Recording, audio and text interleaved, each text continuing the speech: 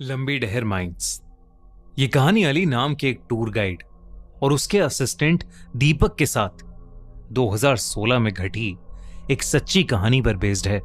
अली को बचपन से ही घूमने और कहानियां सुनाने का बहुत शौक था, जिसके चलते वो एक टूर गाइड बन गया।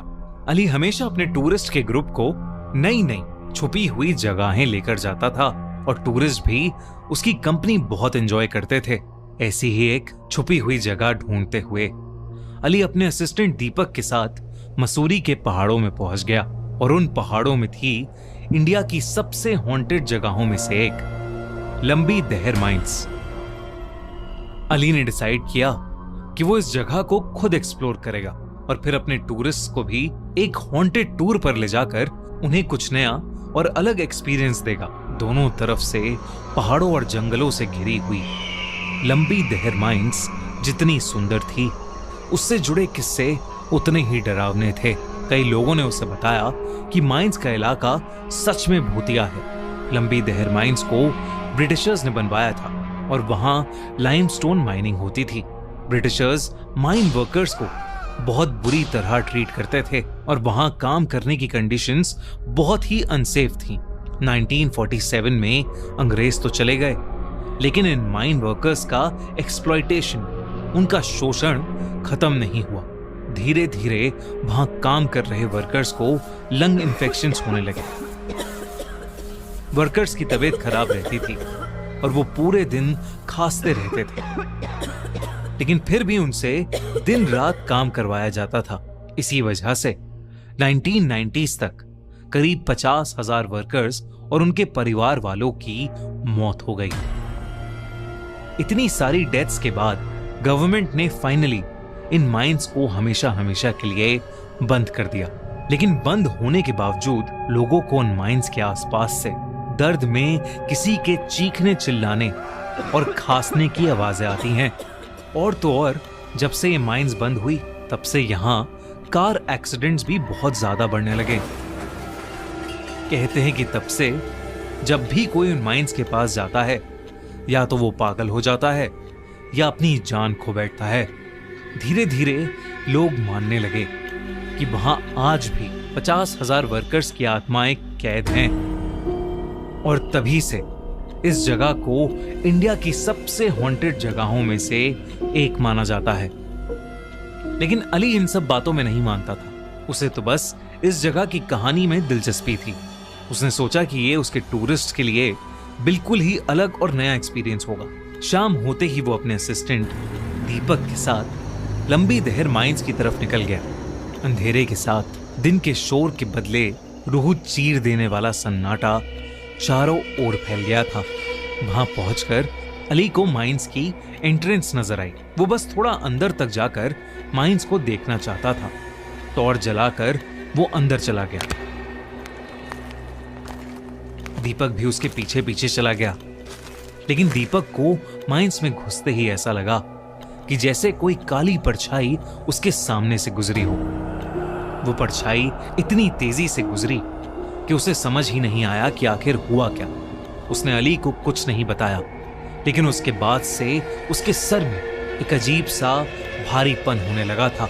अचानक उसका सर दर्द इतना बढ़ गया कि वो वहीं नीचे बैठ गया। इससे पहले अली दीपक से कुछ पूछता, उसे माइंस के अंदर से जोरों की एक चीख सुनाई दी। वो फौरन उस चीख के पीछे पीछे माइंस के और अंदर चला गया। जैसे जैसे अली उस चीख के पास जा रहा था, उसे अपने आसपास किसी की प्रेजेंस बहुत स्ट्रांगली फील होने लगी थी। तभी अचानक वो रुका और उसे दिखा कि एक छोटी लड़की एक बहुत बड़े पत्थर के पास बैठी किसी गुड़िया से खेल रही है। उस पत्थर के पीछे और भी कोई औरत बैठी है जो कि उस बच्ची के बाल सहला रही है और कुछ गुनगुना रही है। लेकिन जैसे ही अली उसके पास गया तो उस औरत ने गुनगुनाना बंद कर दिया और अपने हाथ पीछे को खींच लिए। जब अली उस पत्थर के सामने पहुंचा तो उसके पैरों तले जमीन खिसक गई, क्योंकि वहां कोई बैठा ही नहीं था। वो बच्ची एकदम से वहां से उठी और चीखती हुई माइन की एक दीवार में जाकर कहीं गायब हो गई। ये वही चीख थी जिसे सुनकर अली वहां तक आया था। एक पल को अली को अपनी आंखों पर यकीन ही नहीं हुआ कि उसने अभी क्या देख लिया था। तभी अली को दिखा कि दीपक रेंगता हुआ उसके पास आ रहा है। दीपक की आंखें बिल्कुल सफेद हो चुकी थीं और वो दर्द में बुरी तरह खास रहा था। ऐसा लग रहा था कि जैसे किसी आत्मा ने दीपक को पोजेस कर लिया हो। अचानक से दीपक पागलों की तरह अपना सर दीवार में मारने लगा और हंसते हुए अली को देखने लगा। अली जो देख रहा था उसे देखकर वो घबरा उठा था। तभी अली को पीछे से एक जोर का धक्का लगा, लेकिन जब वो पीछे मुड़ा तो वहां कोई नहीं था। फिर अचानक ही अली माइंस के और अंदर खींचा चला गया। वो अब माइंस के और अंदर आ चुका था। जिस ढलान से फिसल के वो नीचे गिरा था, अब उस रास्ते ऊपर जाना नामुमकिन था। तो अली हिम्मत करके माइंस से बाहर निकलने का रास्ता ढूंढने लगा। एकदम से उसे बहुत सारे लोगों की आवाज आने लगी।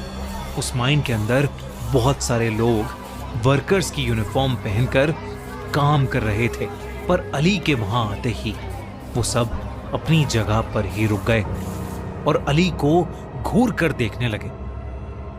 इससे पहले अली कुछ कर पाता, उन सभी माइन वर्कर्स ने एक साथ जोर जोर से दर्द में रोना और खांसना शुरू कर दिया।